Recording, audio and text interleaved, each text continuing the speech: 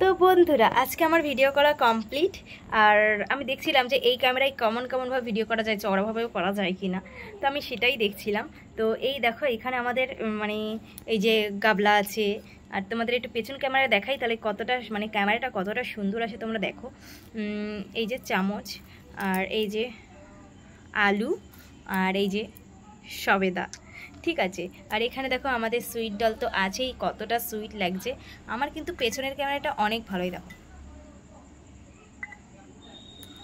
আর এখানে যেহেতু সব ফ্রুটস একদম রেডি, এখানে দেখো অরেঞ্জটা আর আপেল আর এই যে কলা।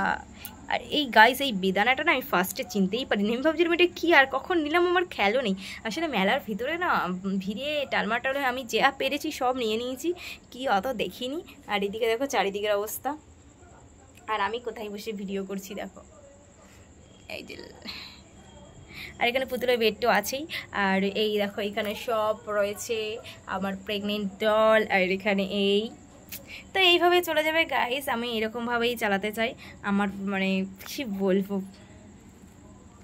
ऐसे ना मुझे तुम देखो सीने से लगा लूँगा तुमको चुरा लूँगा मैंने दिल में बैठा लूँगा। তো কেমন লাগলো আমাদের ভিডিও অবশ্যই জানিও। আর এখানে দেখো পেছনের ক্যামেরাতে ভিডিওটা কিন্তু অনেক নিট অ্যান্ড ক্লিন। আর এই দেখো, তো তোমরা চাও যে আমি যদি সামনের ক্যামেরা দিয়ে না করি না, আমার একটু প্রবলেম হচ্ছে আর কি, আমি বুঝতে পারছি না যে কীরকম ভিডিও হচ্ছে। আর এই দেখো এখানে কাঁচকলাটা, আর এই গ্রিন কালারের ওপরে না ভিডিওটা জাস্ট ফুটে ওঠে গাইস। তো চলো গাইস, টাটা।